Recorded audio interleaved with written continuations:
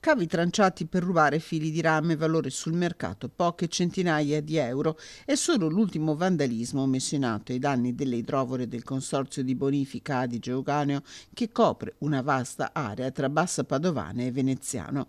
Il furto, avvenuto nell'idrovora Zuccona nel comune di Cona, ha messo fuori uso questo impianto per 32 ore, un grave rischio in caso di emergenza idraulica, perché 160 ettari di territorio agricolo sarebbero stati lasciati in balia dell'acqua in un'area molto fragile.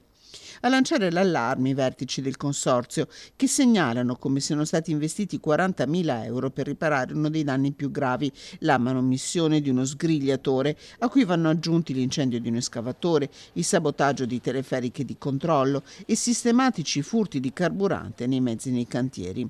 Spesso queste macchine sono in aperta campagna, così come le idrovore, e nonostante i sistemi di sorveglianza resistono le cosiddette finestre di nero. La sorveglianza verrà potenziata, ma l'appello va al senso civico di tutti, perché il rischio è che questi macchinari siano fuori servizio quando, in piena emergenza meteo, le pompe dovrebbero entrare in funzione.